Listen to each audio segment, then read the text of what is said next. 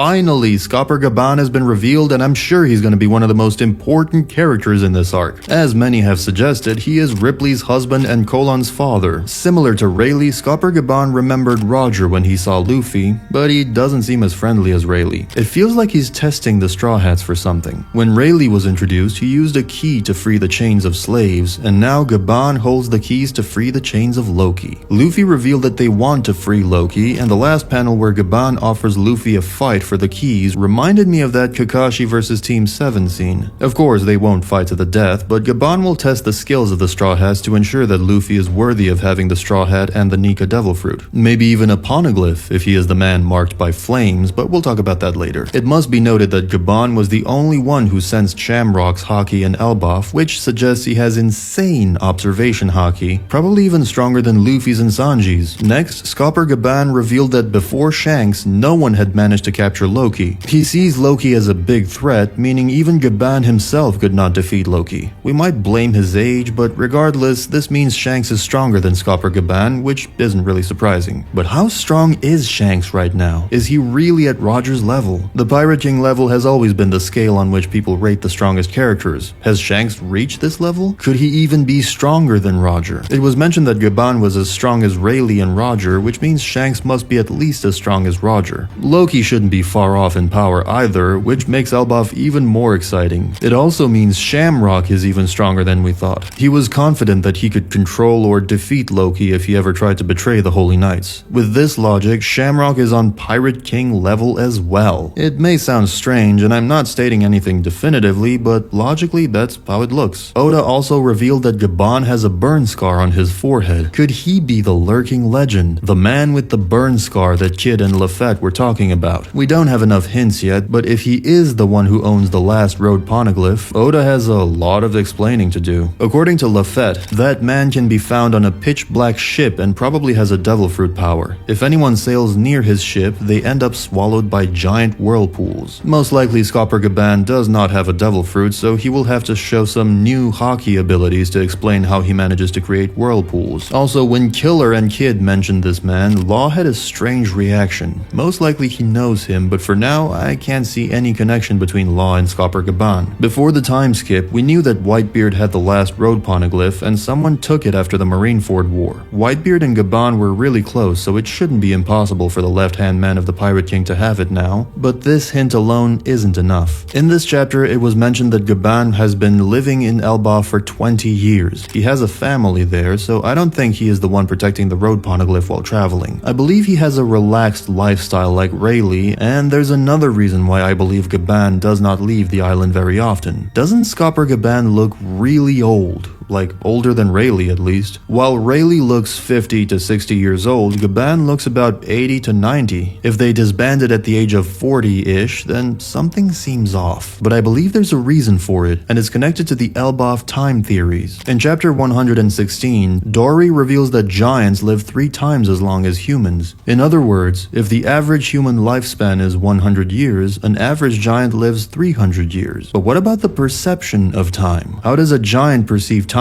compared to a human? Well, this can be easily calculated. If a giant lives 3 times longer than a human, their perception of time compared to a human is 3 times shorter. In other words, 30 years to a human feels like 10 years to a giant. 3 years to a human feels like 1 year to a giant. 3 days to a human feels like 1 day to a giant. 3 days. Does that sound familiar? Did you notice that Oda made a note that giants drink for 3 days? Why is that? Because 3 days for giants feel like the equivalent of 1 day for a human. A giant's 3-day celebration feels like a single day of celebration for humans. In chapter 1136, people mistakenly theorized that Shamrock was already at the banquet, but the giant was referring to the real Shanks. Keep in mind what we now know. 3 days feel like 1 day to them. In other words, Shanks left 2 days ago, but for them, that felt like 2/3 of a day. There's also a warning from Louis Arnault. Do not overstay your welcome here. Time remains constant, there is no time loop, but those who stay in Elbaf too long eventually begin to perceive time at the same rate as the giants do. 3 days will feel like 1 day, and 30 years will feel like 10 years, but unlike giants, humans don't age slowly.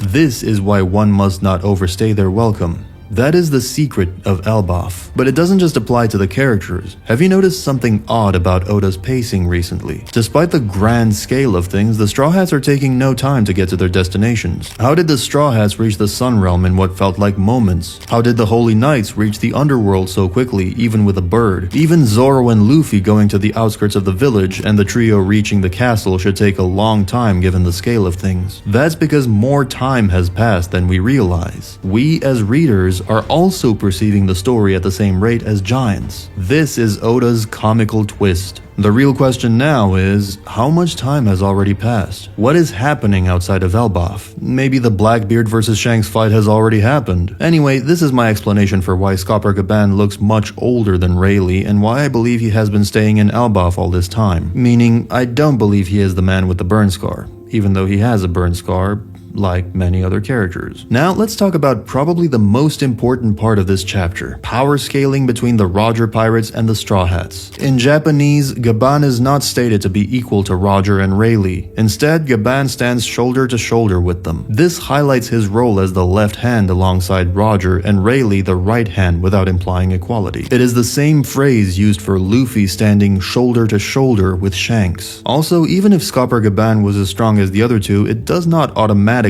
mean that Sanji and Zoro are equally powerful. For me, the Roger Pirates are more like the red-haired pirates, and Roger, Rayleigh, and Scopper Gaban are much closer to each other in terms of power level than the Straw Hats, and I'll explain why. We know that all Roger Pirates were Haki monsters. Scopper Gaban seems to have the strongest observation Haki, Rayleigh has the strongest armament Haki, and Roger has the strongest Conqueror's Haki. Roger also had the voice of all things and was a natural-born leader with a friendly personality like Luffy. But the difference is, Roger did not have a devil fruit. On the other hand, Rayleigh and most likely Scopper Gaban also have Conqueror's Haki. This clearly explains why it's entirely possible that Roger, Rayleigh, and Gaban were really close in strength. Oda revealed the same about the red-haired pirates, saying that they are the most balanced crew in One Piece. Most likely this is because they're all Haki monsters with no devil fruits. But the situation is different with the Straw Hats. Luffy has one of the strongest devil fruits in the series alongside powerful, advanced Haki, so for me, Luffy is clearly stronger than Zoro. I don't believe that Zoro can defeat either Kaido or Kizaru in his current state, but if we compare Rayleigh and Scopper Gaban to Zoro and Sanji, it makes more sense. Even Luffy compared Sanji to Gaban in this chapter. I won't compare Scopper Gaban to Rayleigh in this video because we still have to see his full strength, but logically, Rayleigh must be stronger, at least because he's the right-hand man and silver, while Scopper Gaban is the left-hand man and copper. This chapter made a lot of people believe that Sanji is as strong as Zoro, but for me, the Sanji versus Zoro debate should not even exist at this point, and there are many reasons for that. The first reason is the same as in the Roger Pirates. Zoro is the right-hand man and Sanji is the left-hand man. The second reason is that Zoro always fights the number 2 of the enemy crew while Sanji fights the number 3.